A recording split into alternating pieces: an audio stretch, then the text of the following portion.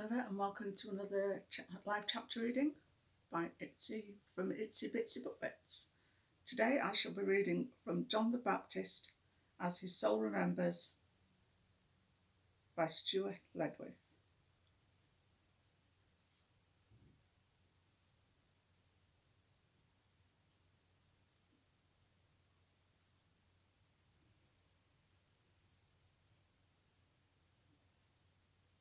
Chapter 1. Rome, 6-7. Tiberius Claudius Nero Caesar Augustus, known as Tiberius the Great One, the Conqueror, was alone on the loggia amid the silent statuary, leaning pensively against a carved Egyptian marble urn, staring into the night sky. Exquisite floor-length silk curtains danced serenely on the warm night breeze, as if to the rhythm, the soft, ever-present music of harp and lyre. It was nearing midnight. Torches lit the Palatine, where the summer festival was in full swing. Tiberius had always thought the lights burned brighter here in Rome than anywhere else in the known world.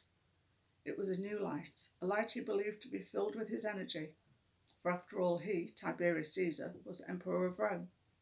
Being the stepson of the late god Augustus Caesar must now surely make him the greatest of all living deities, despite the failure of the damned Senate to vote him his divine honours.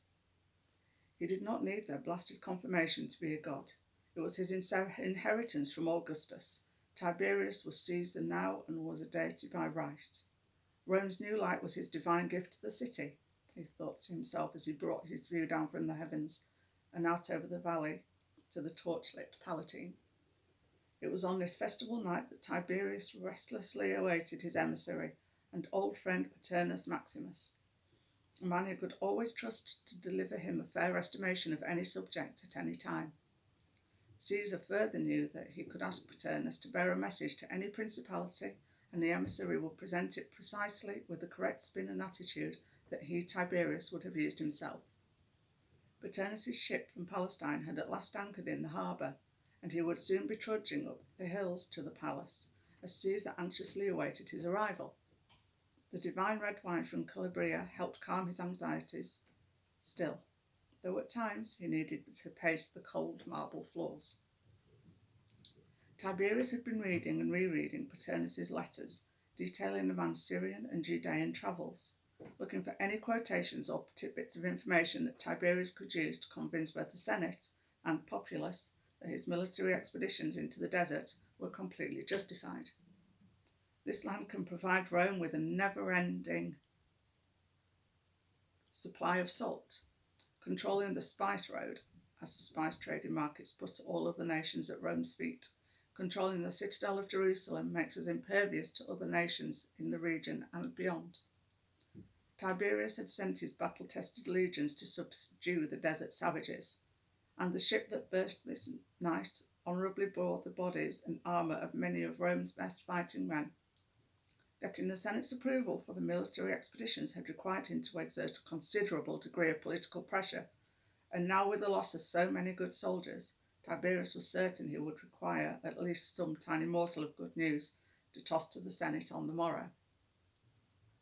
Tiberius needed only to recall the clamorous uproar of the opposition in the Senate to remind him of the absolute necessity of reinforcing his position and appeasing the opposition.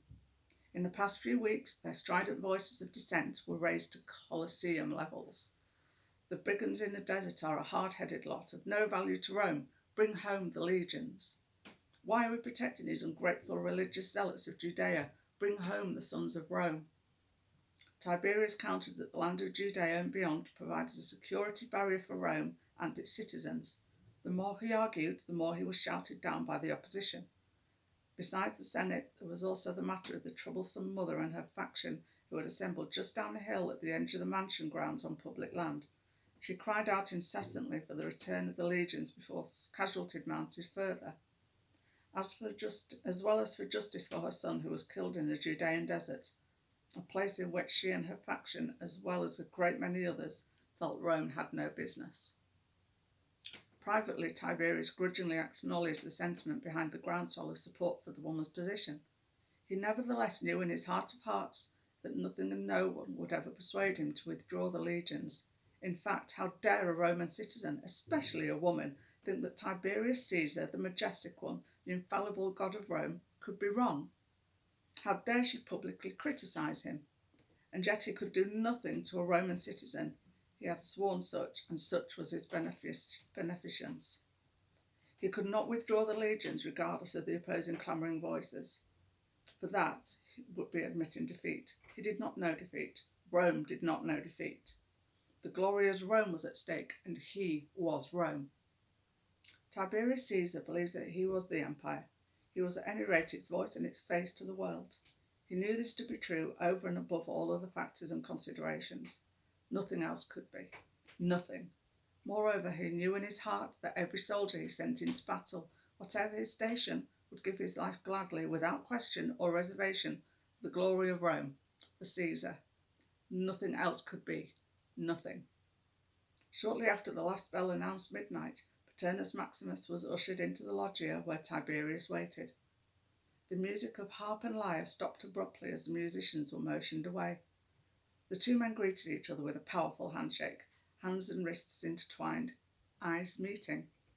Tiberius searching wordlessly the face of his emissary for any unspoken information. Servants dressed in white aprons appearing from unseen kitchens poured wine and were prepared to present a full meal if Paternus so desired.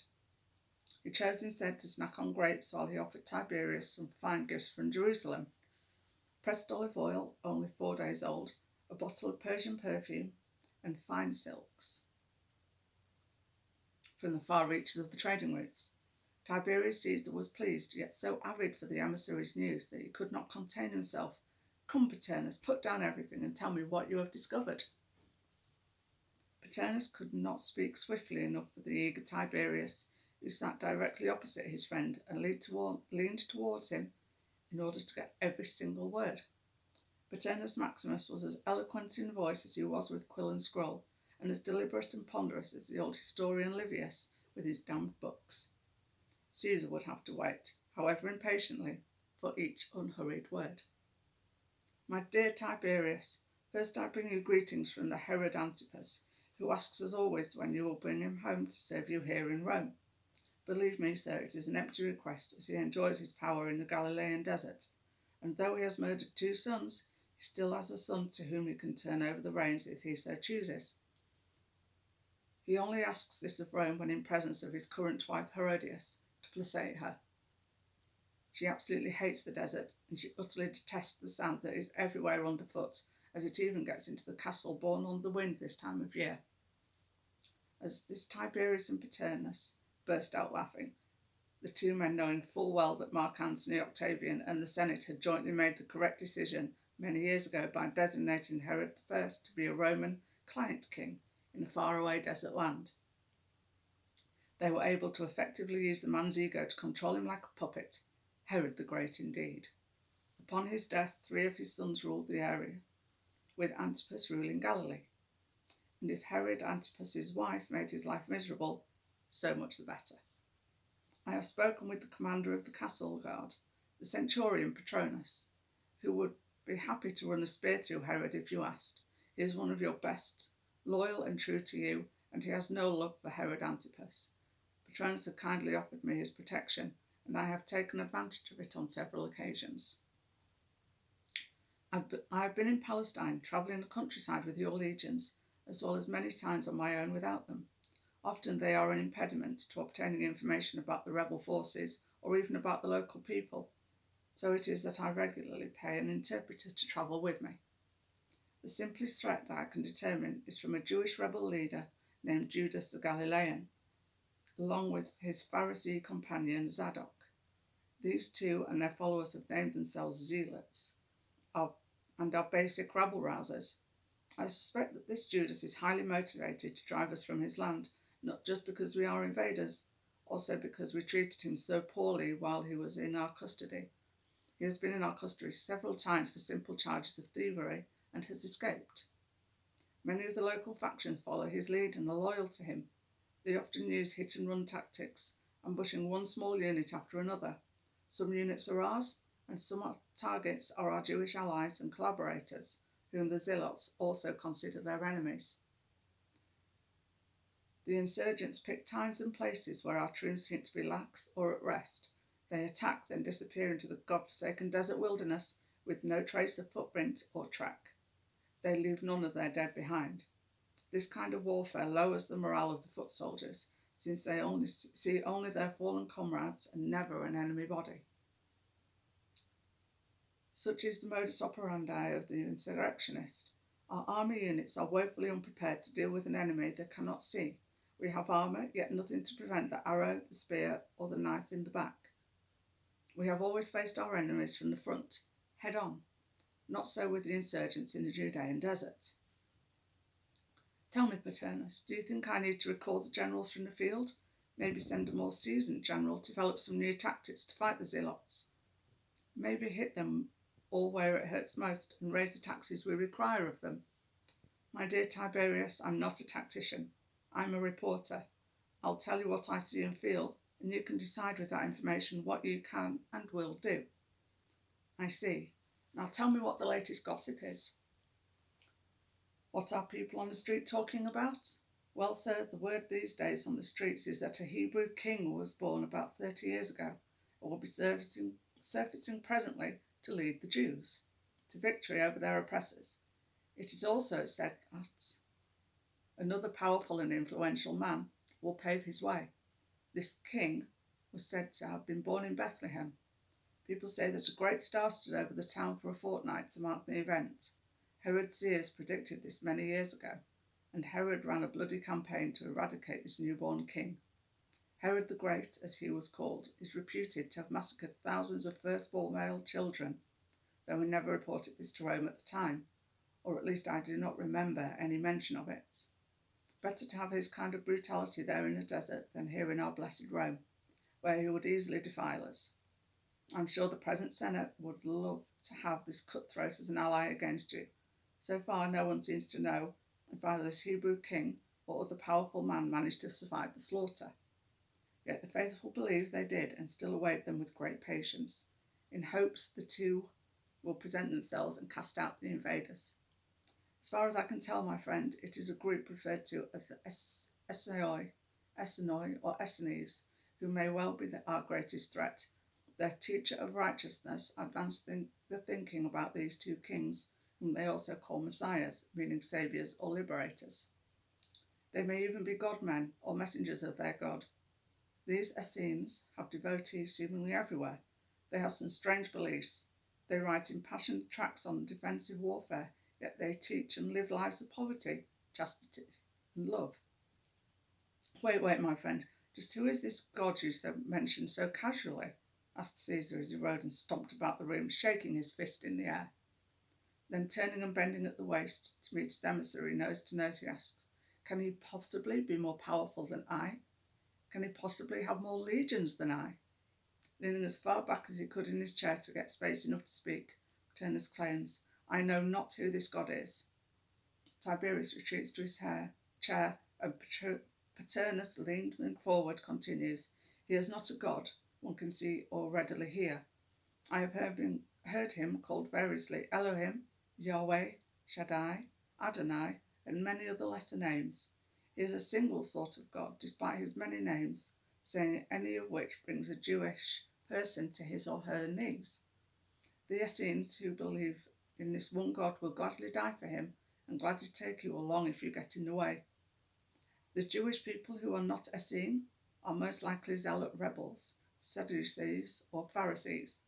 The last two mostly bicker amongst themselves concerning their Jewish laws and observances, yet they are compliant when it comes to paying our taxes despite their grumbling. They are passive and tend to curry favour with Herod and his henchmen. None of these Jews will allow themselves to be assimilated into our culture, as do most of our conquered peoples. Although we are managing to contain the Zealot insurgents, despite our heavy losses, I actually suspect that in the long run it is Essenes and their radical ideas we must be wary of. They have been pointed out to me in Alexandria and many other major ports, though I personally have no means of identifying them. They are a tight-knit group and situated in numerous locations and tend to travel and meet routinely, supposedly to pray. I suspect that they have spies all over the realm, and unless someone were to single these Essenes out to us, we would not know one from another, whether we were in Gaul, Spain, or Mesopotamia. Well then, Paternus, how do you suggest we deal with these upstart essenoi, or whatever you call them? I don't believe we can deal with them quite as we do the Zealots, whom you recall are as likely to target Jews who conform to Rome's ways as they are to target us. My feeling is that we do have an excellent system in place to keep the majority of rebels such as Judas Galilean's insurgents under at least some control, and for the most part it works very well. If we could reliably identify Essene members, I'm sure it would work with them if they or their messiahs become actively hostile towards Rome. When we are able to capture any of the Zealot rebels, we beat them and hold them in solitary confinement until their day of public humiliation, which falls on Tuesday. We crucify them on Wednesday, and if they are not dead by Friday, we run a blade through them and dispose of the bodies. The same procedure is used to discourage convicted criminals. However, I am concerned that the Essenes do not seem to be at all fazed by this example. They do not publicly approve of owning weapons except for self-defence, yet they are reported to have written and hidden entire scrolls known as the Rule of War. So it seems likely they have weapons cached in secret places. These Essenes are also supposed to have accumulated a great deal of knowledge on many subjects, and in this world, as you are already aware, knowledge is power.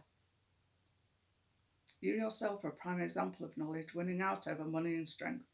I tell you, Tiberius, if I were not a Roman, I would choose to be an Essene. I am in awe of them.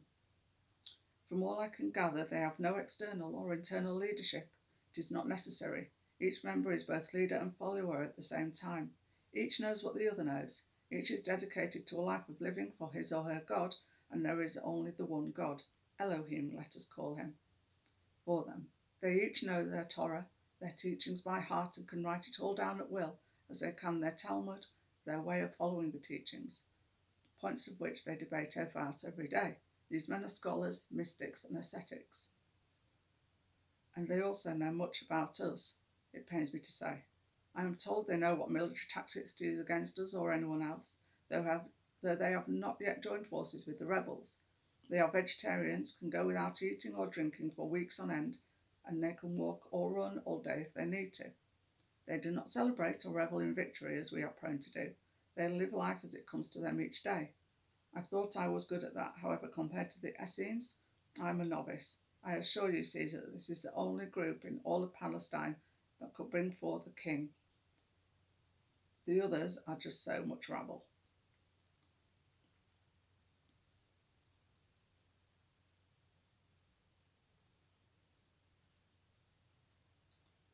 Still, Tiberius sits across from his emissary. So, Paternus, you have convinced me that any Hebrew kings would have to arise from among these Essenes.